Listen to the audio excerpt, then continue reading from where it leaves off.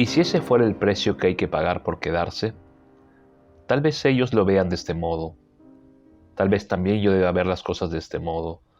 Ellos me ven como si yo les debiera algo. Ellos se consideran recaudadores de impuestos, cobradores de morosos. ¿Por qué se me iba a permitir vivir aquí sin pagar? Tal vez eso es lo que se dicen ellos.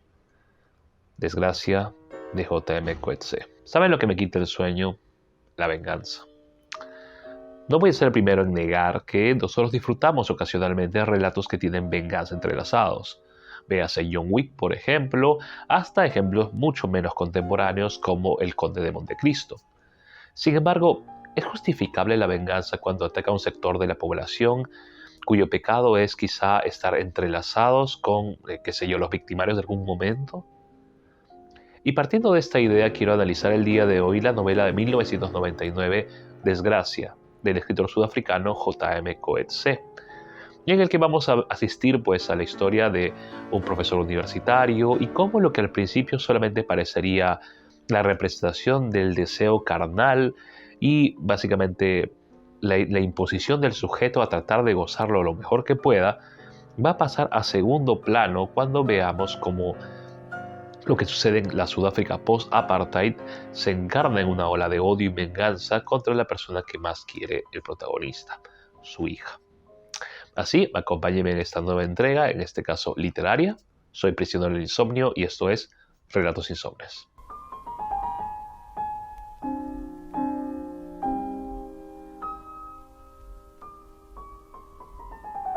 La novela arranca con el protagonista, David Lurie, un profesor universitario de literatura en una universidad en Ciudad del Cabo, Sudáfrica.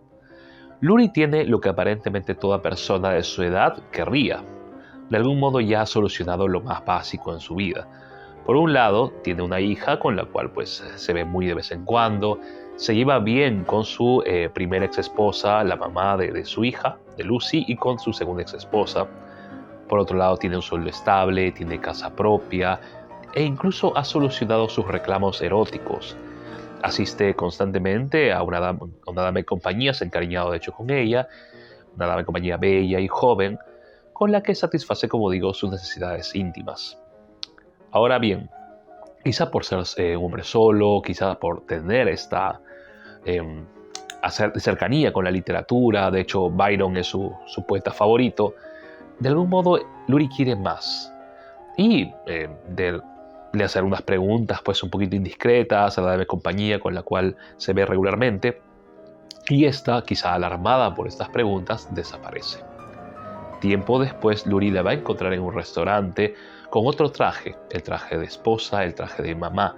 Esto va a ocasionar que su deseo se acreciente al ver que le es negado, va a averiguar su teléfono y va a llamarla, va a preguntar por ella. Lo que va a ocasionar que la mujer, en un susurro, básicamente le diga que deje de estar importunándola, si no ella lo denunciaría por acoso. Así vemos que existe pues una suerte de pasión en Lurie y él mismo se va a llamar un sirviente de Eros, lo cual va a tener repercusión más adelante en la novela. Poco tiempo después, Lurie se va a ver infatuado por una estudiante suya, Melanie Isaacs, a la que en algún momento invita a su casa a discutir sobre literatura. El desencuentro es evidente, en parte por la edad obviamente y en parte por las experiencias vividas, pero Lurie va a insistir. De hecho, le va a comentar que una criatura bella tiene el deber de compartir su belleza con los demás. Así, poco a poco, entre la conversación y los tragos, va a haber un encuentro íntimo. Ahora bien, el encuentro, no voy a discutir ahorita si el encuentro, qué grado de sobreposición o de abuso de poder existe.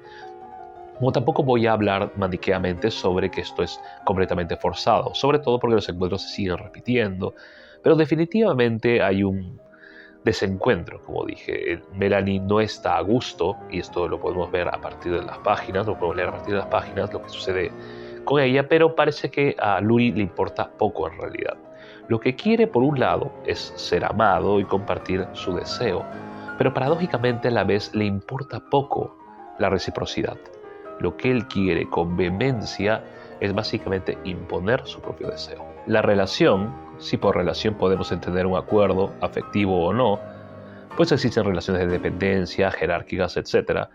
entre ambos continúa, pero Melanie está cada vez más callada, más huidiza, lo que comienza a enloquecer a Luri de deseo y urgencia. De pronto aparece el Salvador, un muchacho provocador que comienza a aparecerse en clases y reta a Luri. Este muchacho, se insinúa, está relacionado con Melanie.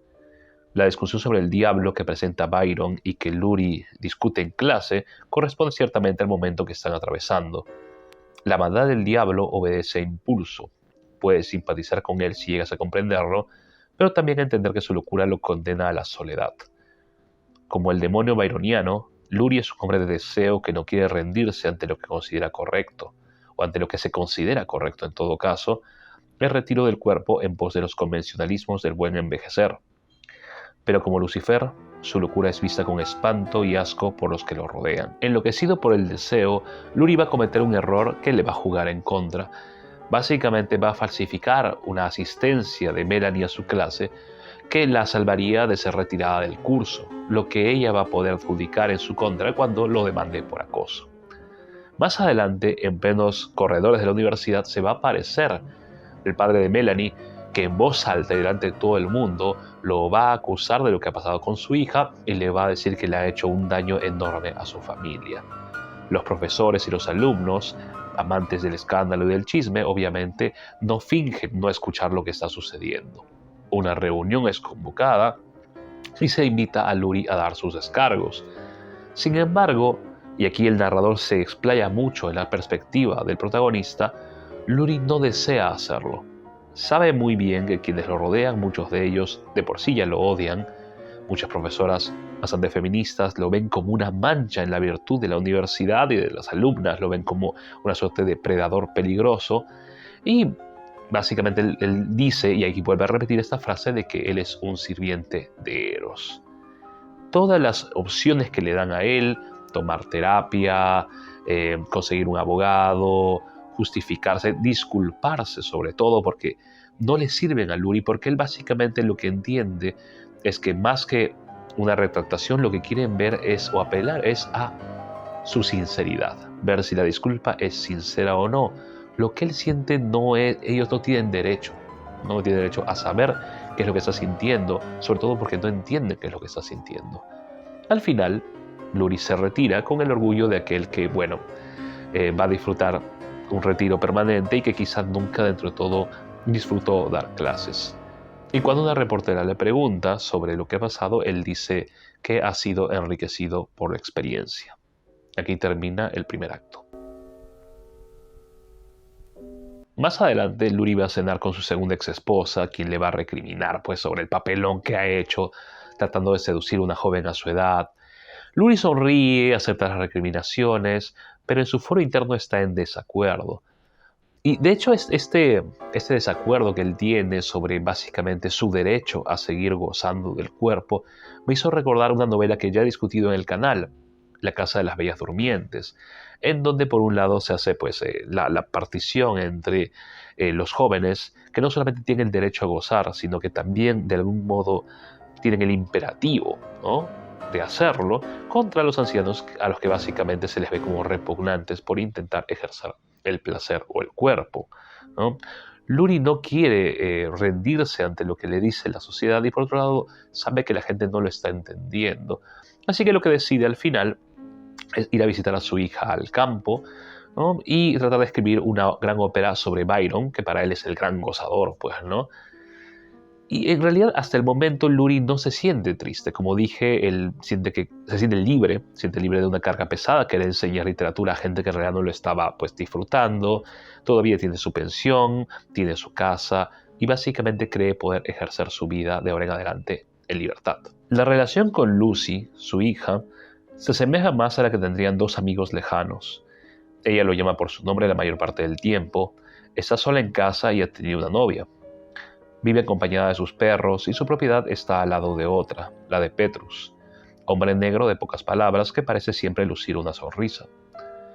Petrus y Lucy representan el universo post-apartheid en el campo, entonces se ven obligados a convivir en una relación aparentemente horizontal. Las cosas, sin embargo, no son lo que parecen. Petrus tiene más poder que Lucy y se encarga de hacerlo notar en pequeños detalles. Lucy está sola y Petrus entra en su casa cuando quiere, valiéndose de que le ayuda con los perros o en diversos quehaceres. Lurie no está contento, pero intenta adaptarse al ritmo de vida de su hija, diferente a la vida académica y urbana que ha tenido. En el libro las idas y venidas con la ópera de Byron son también motivo de reflexión. Una escena muy significativa en la novela se presenta cuando padre e hija discuten sobre lo que le ha sucedido al primero en la ciudad. Lurie le cuenta una historia. El vecino tenía un perro y este, ante el olor de las hembras, se exaltaba. El dueño lo golpeaba con regularidad pavloviana, lo que le creó el reflejo de que, al solo olor de las hembras, el perro comenzaba a gimotear, bajando las orejas y escondiéndose. Lucy, sorprendida, le pregunta a su padre por el punto de la historia. Lurie le responde que un perro puede aceptar que le peguen por morder ropa, pero el deseo es otra historia. ¿Entonces a los hombres debe permitírseles seguir sus instintos libremente? ¿Esa es la moraleja? Lo interroga su hija con reproche anticipado. Un reproche que parecen compartir tantas mujeres en estos tiempos. No, lo indigno de esta historia es que el pobre perro había comenzado a odiar su propia naturaleza. No necesitaba ser golpeado para castigarse. El deseo, sin embargo, no va a tener nada en relación con lo que va a suceder. Bueno, lo que va a suceder más adelante en la novela. Lurie y su hija llegan del mercado y ven a tres muchachos negros, esperándolos. Básicamente, uno de ellos le pide el teléfono. Si bien es cierto, existe una desconfianza, Lucy lo que va a hacer es, apelando quizá a su inocencia, apelando quizá a esta idea de no quiero ser prejuiciosa, ¿no? Va a permitirles la entrada, va a permitir la entrada a uno de ellos. Recordemos, y esto no ha quedado claro, que tanto Lurie como su hija son blancos, descendientes de colonos en la era post-apartheid, y esos tres muchachos son negros, descendientes de personas que han sido explotadas y maltratadas, ¿no? En una suerte de régimen barbárico en el cual había segregación y muerte. Lo que va a pasar a continuación no es tan previsible, aunque la tensión es muy bien manejada. Y de hecho vamos a asistir a todo lo que sucede desde el punto de vista de David, no de su hija. A David le van a golpear, lo van a encerrar en el baño, van a intentar quemarlo vivo, al final le van a quemar un poco el rostro y la oreja, mientras que sabemos a partir de los golpes que Lurie da en el baño lo que está pasando con su hija a pesar de no escenificarse. Cuando esto termina, su hija lo va a sacar del baño y Lurie va a ver que los perros que tenían están muertos, ¿no? Que le han robado el carro y Lucy va a llevar a su padre al hospital. Por supuesto, las heridas van más allá de lo físico. ¿Qué se hace en una situación semejante?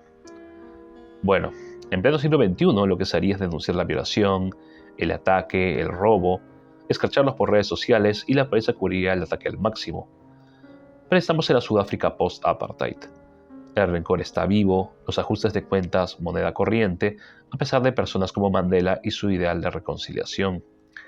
Lucy, descuidada, sin bañarse por unos días, engordando un poco, le dice a su padre que sintió que sus violadores la miraban como si ella les debiera algo.